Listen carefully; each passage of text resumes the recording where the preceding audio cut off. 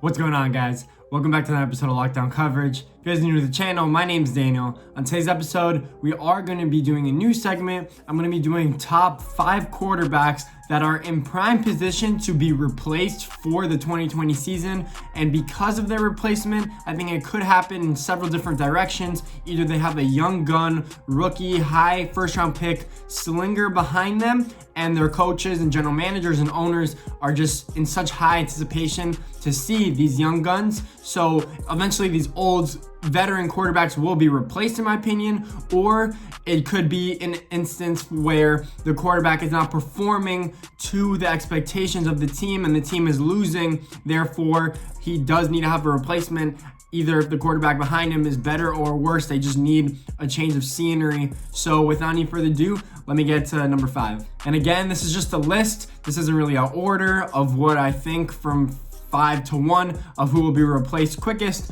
But at number 5, I have Nick Foles. Nick Foles of the now Chicago Bears. He did not play that well and was injured in Jacksonville. Again, he had a decent supporting cast around him. Gardner Minshew actually pushed him out of that spot, in my opinion. If he never got injured, I think he could have stayed there. They could have potentially finished 500 in Jacksonville. But now that he's on Chicago, I think that he will take the starting job from Mitchell Trubisky. Trubisky has not performed well over the past year and a half, I would say.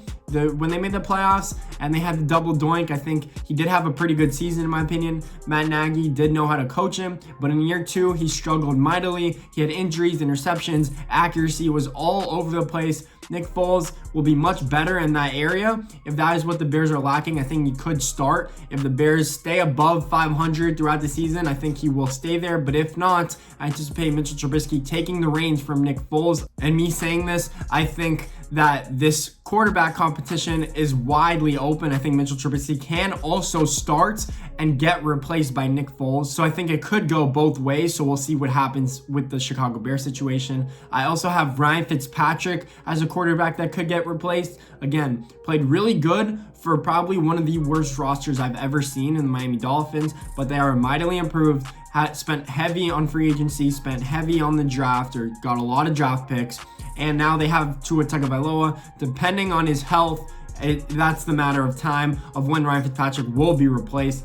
Again, if he stays above 500, I think he will not be replaced. I think they would gladly sit Tua behind him if he performs well, but I think a top 5 pick will need to start eventually in the season, and I don't think that the Dolphins will stay above 500 because they have a tough schedule, the 3rd hardest strength of schedule this year. So Ryan Fitzpatrick, I think, will eventually be replaced by Tua Tagovailoa. We'll see what happens with the Miami Dolphins situation. Another QB who I think that could get replaced very easily is Tyrod Taylor. Tyrod has not started really since Buffalo. He did play a little bit in Cleveland, got replaced by Baker Mayfield, I think, in like the 3rd or 4th game. So they didn't really give him much rope.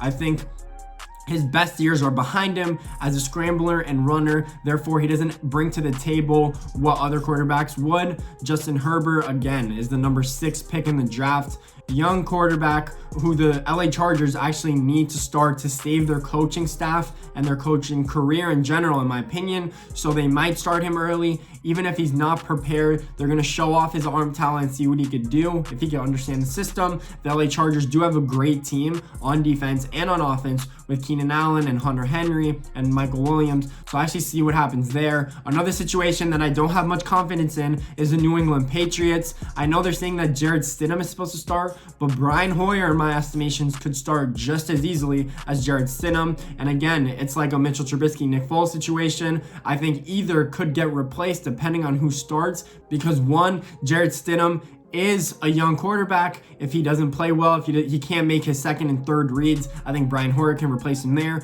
Or if Brian Hoyer, the old vet, actually isn't playing well, they might want to put in Jared Stidham to get the team revitalized and potentially play better, even though Jared Stidham might not be much better than Brian Hoyer. So we'll see what happens there as well. And then the actual last team that I have in this situation is the Jacksonville Jaguars. Again, even though they got rid of Nick Foles, Gardner Minshew did play decently well last year, especially for a rookie. If he could improve, I think he will keep the starting job, even though they might go 5-11 or 4-12 because their roster is a disaster. They traded or got rid of most of their good players. They are not the same team they were 2 to 2.5 years ago when they had the top defense in the league. So we'll actually see what happens in Jacksonville. I don't know who would replace Gardner Minshew, but if the coaching staff is just frustrated and they're not winning games, that is where QB replacement usually comes in. So these are a few situations I think that will be interchanging within the NFL landscape depending on how these QBs play or don't play. So if you guys like this video, please make sure to leave a thumbs up and subscribe. We'd really appreciate it. More videos like this to come if you guys really enjoy this segment. I'll also be talking about Miami Dolphins some more often too. Thanks for watching.